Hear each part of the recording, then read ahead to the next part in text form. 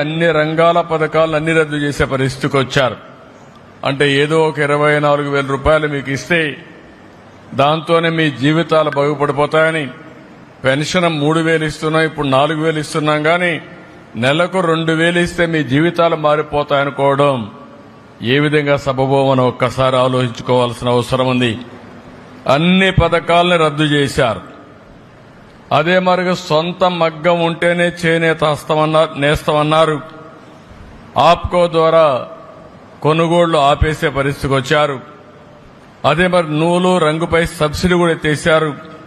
పావలా వడ్డీ రుణాలు తీసేశారు. ఒక మాటలో చెప్పాలంటే అన్ని రుణాలు రద్దు చేసి మీ పొట్టగొట్టే పరిస్థితికి వచ్చారు. ఈ రోజు గడిచిన ప్రభుత్వాన్ని మీరు చూస్తే కార్మికులకి, చేనేత రంగానికి 226 కోట్ల రూపాయలు అప్పు పెట్టే పరిస్థితికి వచ్చారు. బకాయిలు పెట్టే పరిస్థితికి వచ్చారు.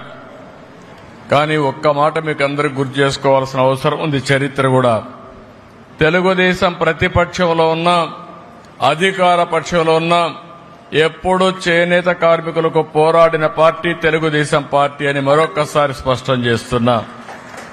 2007లో 3,072 కోట్లు చేనేత రంగం రుణమాఫీలు చేయాలని ఆనాటి కాంగ్రెస్ ప్రభుత్వం చెప్పి మోసం చేస్తే గట్టిగా పోరాడాం. ఇప్పటికి కూడా నాకు గుర్తుంది. 2000 మేము పోరాడిన పోరాట ఫలితంగా 2011 ఆనాటి ముఖ్యమంత్రి రోసయ్య గారు చీరాల్లో మేము వ్యతిరేకంగా ఉద్యమం చేస్తే 109 కోట్ల రూపాయలు మాఫీ చేయించాం. అది చాలదని 110 కోట్లు చేయకపోతే 2014లో అధికారంలోకి వస్తానే 110 కోట్ల రూపాయలు రుణమాఫీ చేసి చేనేత కార్మికులకు ఇచ్చిన మాట నిలబెట్టుకున్నాం. ఈరోజు మీరు ఒకసారి చూస్తే ప్రతి ఏటా 2014 నుంచి 250 కోట్ల రూపాయలు బడ్జెట్ కేటాయించాం. 90,795 మంది కుటుంబాలకి 100 యూనిట్లు కరెంటు ఉచితంగా ఇచ్చాం.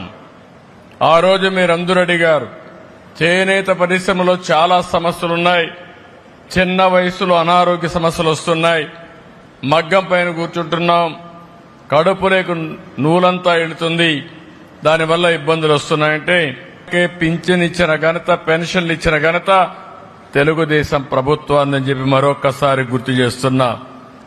నూలు రంగులపైన 20% సబ్సిడీ ఉంటే దాన్ని 40% పెంచాం. మరమగ్గాలకు 50% రాయితీ కోసం 80 కోట్ల రూపాయలు ఖర్చు పెట్టాం. 1,11,00,000 మంది చేనేత కార్మికులకి 2,000 రూపాయలు పింఛనిచ్చాం. ఆప్కో ద్వారా చేనేత వస్త్రాలు కొనుగోలు చేశాం. అంతర్జాతీయ మార్కెట్ క్రియేట్ చేశాం. ఎక్కడికక్కడ దీన్ని ముందు తీసుకుపోయే పరిస్థితికి వచ్చాం. ఆదరణ 2లో 60,000 మంది పనిముట్లు, 70,000 మగ్గాలకి మోటార్లు కూడా ఇప్పించాం. ఇంకొక పక్కన 70,000 మంది చేనేత కార్మికులకి మోటరైజ్ జకార్డ్ లిఫ్టింగ్ మెకానిజం సదుపాయాలు కల్పించాం. 55,500 మంది చేనేత కార్మికులకి 26.62 కోట్ల రూపాయలు రుణం ఇచ్చాం.